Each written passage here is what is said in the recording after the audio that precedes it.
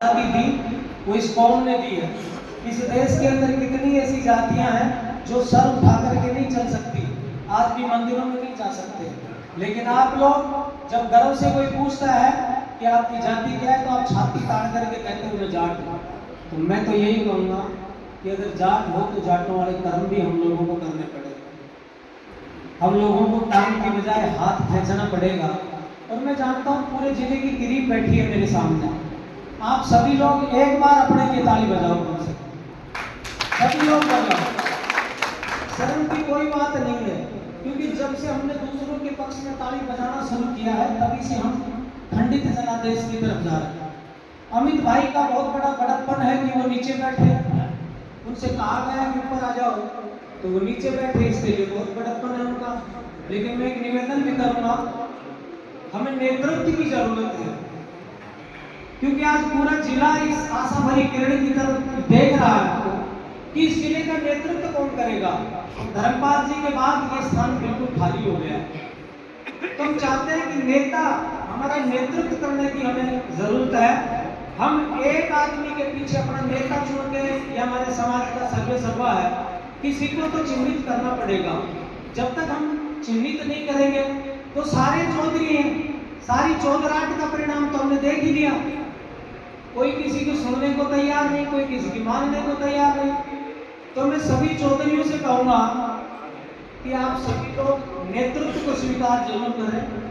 जैसे जाट छात्रावास की कमान भाई सुवालाल जी को मिली, मैं भाई सुवालाल जी को जितना धन्यवाद दूं, और आप साथियों से भी कहूंगा कि एक बार जरूर ताली बजाएं उनके लिए। भाई सुवालाल जी को लेकर के जिस तरीके का माहौल बनाया गया, आज हम बैठे हैं तो स्थितियां ये हो गई कि हमारे बच्चों को या हमें मरने मारने की स्थिति तक पहुंचने की स्थितियां हो गई थी।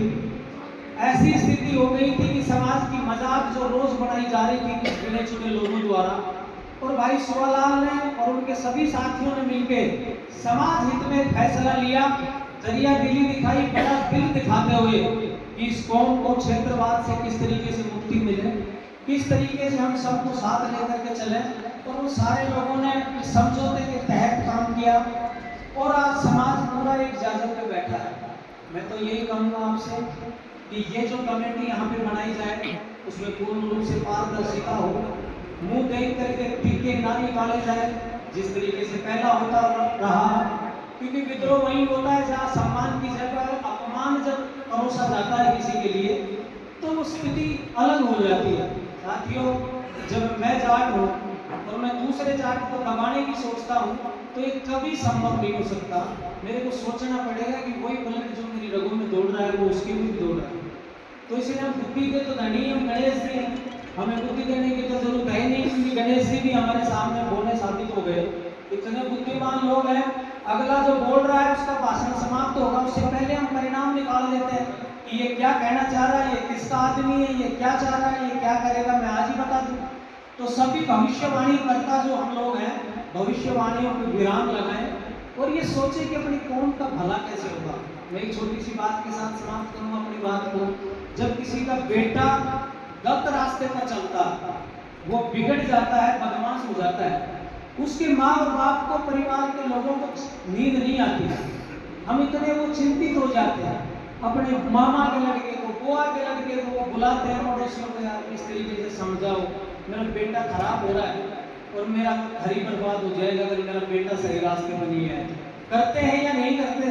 क्योंकि वो मेरा खुद का बेटा है, वो बिगड़ रहा है। और जब ये कौम बिगड़ती है तो इसकी जिम्मेदारी कौन लेता है? ये लावारिस इस कौम को जो बनाने के प्रयास किए जा रहे हैं, इसका एक ही रिजल्ट है कि जो राजनीतिक गुंडे जो लोग हैं ना, वो समाज की इजाजत पे काबिज होने लगे और समाज के जो असली कार्यकर्ता है ना, उनको उस इजाजत से निकालने का प्रयास किया जा रहा है। मैं ये कहूँगा कि राजनीति में जिन लोगों को जाना है, आपको जाना भी चाहिए, क्योंकि राजनीति एक व्यवस्था बदलने का काम है। जब तक कलम की ताकत, राजनीति में पावर आप लोगों के पास नहीं होती तो सुनवाई नहीं हो सकती। हमें जाना चाहिए राजनीति में, लेकिन समाज को, नीति और राजनीति में दोनों ही एक फर्क है। समाज नीति समाज को जोड़ने का काम करती है और राजनीति समाज को तोड़ने का काम करती है। इसलिए जब समाज में बैठे तो हम जाट बन करके बैठे, और जब राजनीति करनी हो तो किसी भी दल में आप जाओ, वहां पे अपना जूता कुचवाओ, ये पूरी कौम आपके साथ खड़ी नजर आएगी। और हमारे कौम के लोगों का दायित्व बनता है कि राजनीति में कोई हमारा भाई बहन आगे बढ़ रहा है किसी दल में, और आपको लगता है कि अच्छी छवि और इस समाज का नाम ऊंचा करेगा, तो उसके साथ कंधे से कंधा मिला के पीछे खड़ा होना चाहिए। कोई बुरी बात नहीं है राजनीति में, लेकिन जो समाज की जाचन पे इस तरीके का माहौल बनाते हैं ना, उन लोगों को पार्टी में धाक जमानी चाहिए। हमें लगे कि हमारा जाट देखो लड़ रहा है, जैसे हमारा शेर अभी पीछे लड़ रहा था जयपुर में शहीद स्मारक पे बैठ कर। हमें लड़ना चाहिए, और राजनीति में भी हमारी जिस तरीके से जो घट रहे हैं ना, हम आपस में बट रहे हैं, तो हमारे लोग हार भी रहे। हम राजनीति में कहां से कहां पहुंच गए। इसलिए संगठन की जरूरत है। समाज मजबूत होगा तो राजनीति के नेता भी मजबूत होंगे।